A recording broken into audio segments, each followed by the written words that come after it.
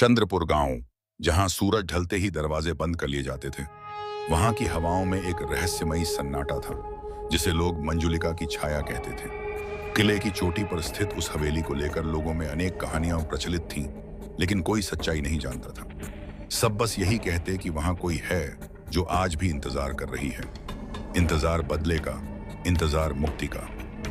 कहानी की शुरुआत होती है कॉलेज के एक ग्रुप से, जो पुरातन इतिहास पर रिसर्च कर रहा था, और उन्होंने सुना कि चंद्रपुर का किला एक भूतिया स्थान घोषित किया गया है। उनकी टीम में 5 लोग थे: आरव, नेहा, समीर, खुशी, तीन खुशी और इरफान।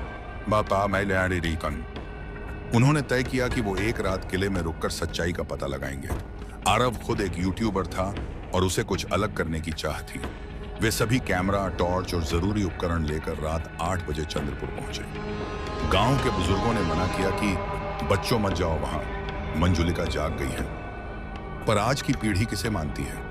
किले का दरवाजा जंग खाए लोहे का था, जिसे खोलने में तीनों लड़कों को जोर लगाना पड़ा। दरवाजा खुलते ही एक तेज हवा के झोंके ने सबकी रूह तक कंपा दी।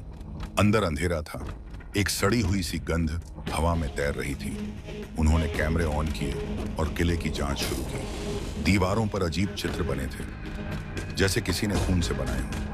एक जगह बड़े बड़े अक्षरों में लिखा था, मुझे मत जगाना। लेकिन आरव ने मजाक उड़ाते हुए कहा, लो, अब हम तुझे जगा ही देंगे मंजुलिका।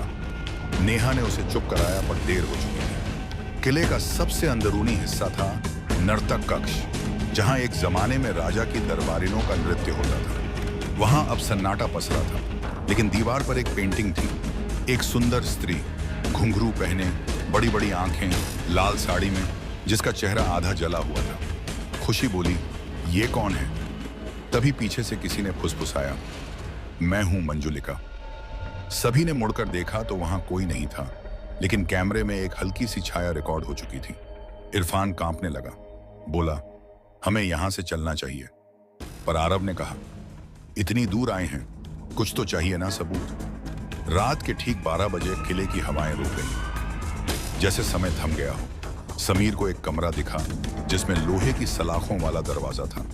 उसने जैसे ही हाथ लगाया, दरवाजा अपने आप खुल गया। कमरा अजीब सी ठंड से भरा था। वहां जमीन पर एक कागज मिला।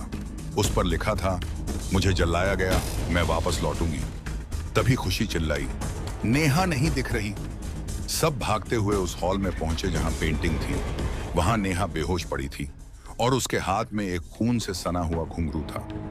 आरव उसे उठाकर बाहर लाया, लेकिन तभी कमरे की दीवारों से एक स्त्री